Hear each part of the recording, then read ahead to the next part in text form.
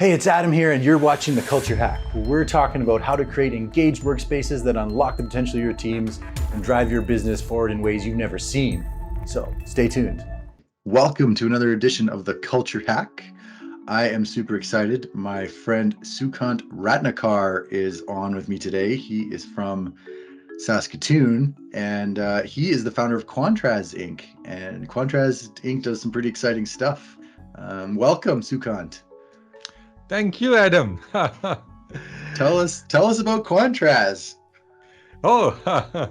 We make a very interesting product. We make engine oil for human minds.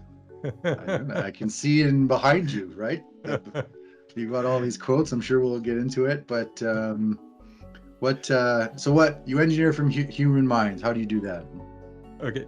See, what Quantraz do is what exactly the engine oil does for our cars. That means engine oil, they lubricate our engine parts so that there is less friction, reduced wear tear, and the engine is more efficient, and we get more mileage out of every liter of gas. So here, every liter of gas is our time. So how much mileage we get per hour is what our engine oil does, which is Quantraz. So we basically design and develop behavior change-centric products for sustainable and auto-adjusting change culture. Now here I will like to say that not exactly change-centric, but adaptation-centric, because change is very hard thing. Adaptation is much more easy. So I will say adaptation-centric. And all this we do based on a prospective thinking approach. So there is no hard effect of our tools. It is very subtle approach, and most of the thing is done internally and not externally. Right. And I can tell you firsthand, Sukant and I have had many philosophical conversations about the nature of change and comfort zones.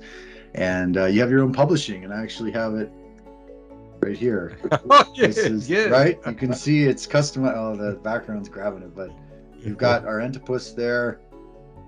Anyways, so we have these custom quotes with our own branding on it that Sukant made for us that we can give to clients, and instead of just a straight Christmas card, now we have a customized message and things like that. And we've got all sorts of neat things like that. But you talked about change and how change is uncomfortable. And I see behind you, the best way to come out of our comfort zone is not to create one. That's fantastic. So let's talk about engagement. We're talking about a team, a group of people working together. What do you see from your point of view, your philosophical mind? What is the nature of engagement? I think I learned the meaning of engagement when I was 8 years old. Okay.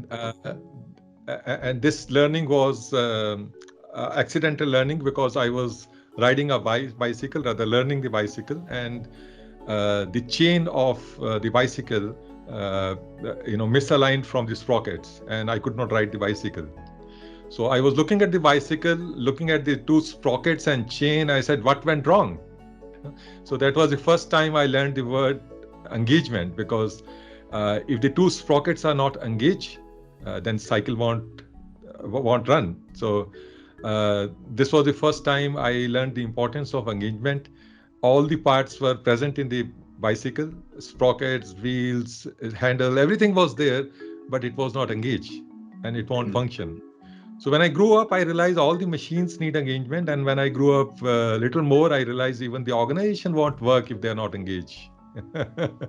So this is something which I always keep with me. It is the remembrance of the word engagement. And this is so important that this remains with me most of my time. This is the cycle sprockets.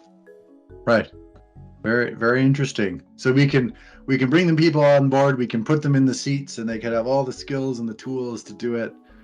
But if they don't interact in the right ways, then the bicycle won't work. Right? Exactly. I love that. So to add to it, if you see in cycle, there are two sprockets. One is small and one is large. Mm-hmm. Now, the small sprocket is purpose and values of the organization, and the big sprocket are the customers. So how the values and the purpose is translated into customer, that means business, that that connecting link is the employees, Hmm. that chain, you know. So if the chain is not engaged, the purpose and the values will not transfer from the leadership to the customers, you know. I love that. That is might be the best metaphor I've seen for that. Now I need a little chain and sprocket for my desk here. But it's not always easy, right? That, the chain can be going, let's stick with the metaphor, and then it, for whatever reason, it pops off or gets wobbly, or something happens, right? There's obstacles that we have to overcome. So in your travels, when you're dealing with people and change, are there some specific stories or obstacles that you see that companies or businesses have to navigate sometimes to keep that engagement? Yes. Uh, to Before obstacles, I will say there are four types of engagements, and it is very important that we have a comprehensive employee engagement. The partial employee engagement won't work. So the components of comprehensive employee engagement is one, self, means am I engaged with myself, because me is itself is a system, you know. Mm. So am I engaged with myself? That means the self-awareness part of me as a person, as an employee. The second level of engagement is the engagement with the environment, with nature, you know, our surroundings. So are we engaged with our environment, nature, you know? Are we doing something which is against nature? So if we are disengaged with nature, we cannot be productive at work. Absolutely not. Mm. The third level of engagement is with our family and society. So any disengagement with our family, with our society, is also going to reflect in our work. And the fourth level of engagement is at the organization level, whether employee is engaged with the purpose and values of the organization. And Mm. if he is, only then he will be able to transfer those purpose and values to the customers, and translate those values and purpose into whatever monetary benefit the organization is involved in. So Interesting. all these four things have to be engaged before we talk about the engagement. Mm.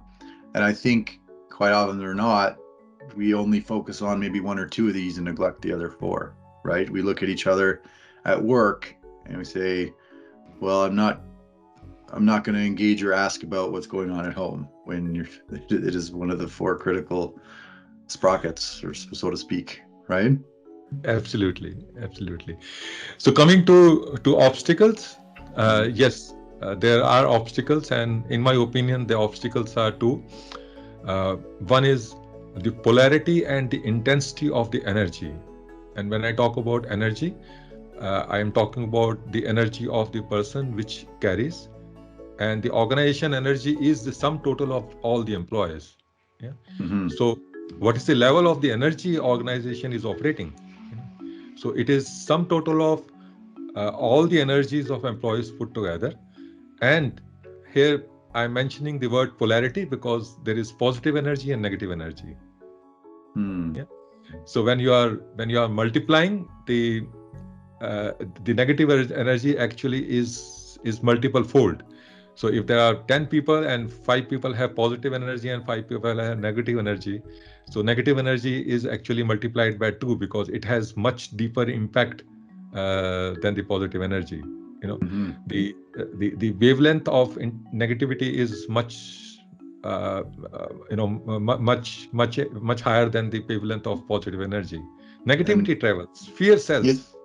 yeah, and, Gossip. and double might be conservative. I heard that you need up to 5 positive interactions to have the same effect as one negative interaction, right? So Precisely, like, you got it. So I right. will stand corrected, not multiplied by 2, multiplied by 5. Right. Okay. So this gets into why it is so important. If you have one person that's not happy, right? Misery loves company, right? It just spreads, even geographically around where that person sits, right? Very interesting. That's correct. So what do you think? We've got all of these changes that have happened at an accelerated rate, right? We have virtual teams. We used to sit in person. Now it's a hybrid situation. AI has suddenly shown up in a big way and said, "Hey, I'm here. I'm part of the team."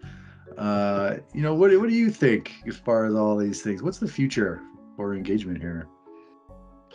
See, uh, Adam, uh, we are uh, we are enjoying one of the most luxurious period in the history of human evolution, because in this period we are enjoying the benefits of technology.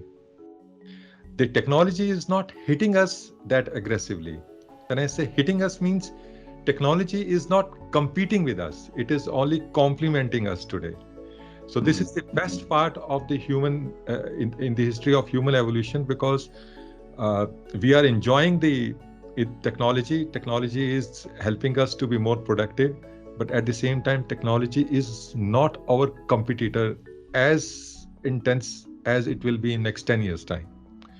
So uh, today is the time when the leadership need to shift from crisis management to energy management, because any technology can have issue with the energy. It does not have abundance of energy. It has limitation of energy. But human beings, they have access to the abundance energy. Now, uh, in my opinion, in future, next 10 years, we'll see more change than we have seen in last 50 years. This is point number one. Second is, the technology is creating more changes than nature is creating for us. And who is creating technology? Humans are creating technology. So basically, somewhere we are disturbing the our natural evolution path as human being. We are evolving at much faster pace than nature has actually designed us to evolve. Yeah? So this means that we have to do little more struggle than rest of the species will do for to climb the evolution curve. So this is point number two. The point number three is that organization needs to align more frequently because of the technological changes. Yeah. This means that organization need to do more changes. And when I'm talking about changes, that means people have to change more frequently and more with more intensity in next 10 years time. And I'm only saying 10 years because nobody knows what will happen 10 years and beyond, but yes, 10 years are going to be very, very aggressive, and we are gradually reaching a singularity. A singularity is a point where the human intelligence will be lower than or equal to the artificial intelligence. So that is the time when entrepreneur will be very confused whether he need to use a human being or a machine. And machines are more effective. Machines, they don't take the breaks, they don't take coffee breaks, they don't take medical breaks. They work 24 hours. So I'm concerned about that point when machine will start they will start competing with humans. Today I heard something. Leadership need to stand up and say, look here, no more crisis management, let's focus on energy. Right. Well, and to your point about machines, I think my favorite quote about that is that a machine can only do what a human has accomplished to date. Only a person can do what hasn't been done. So I find that comforting. Yes, but please keep it in mind that humans today are hooked with machines, and machines are learning. So it is happening reverse. Humans sleep for 8 hours. Machines still learn. So humans have slowed down learning from each other. Machines are learning from each other. So that means in terms of intelligence, machines are becoming more intelligent than humans. Okay, so interesting. So in the future, the flavor of engagement, we talk about organizational health, culture, will have to include these semi-intelligent technologies, not just your people, but the AI, shall we say, and how we interact with it, et cetera, et cetera. Right? I don't think we've had to solve that problem yet, right? So I would say that it is time to come back to basic and focus on what humans are good at. We have emotions, we have the spiritual energies, we have the resilience, we have so many qualities which machine do not have, you know. So machine can break down and somebody has to take care of it, but when we break down, we can take care of ourselves. So we have that capabilities. Interesting. Okay. Well, I think you can see why Sukant and I spend hours and hours talking about stuff like this.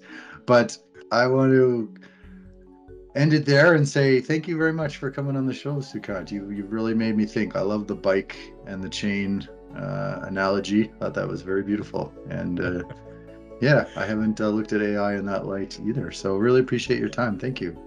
My pleasure, Adam. Thank you so much for having me today. Thank you. Hey, thanks for watching The Culture Hack. Do you want to chat culture and engagement? Give us a call and come on the show.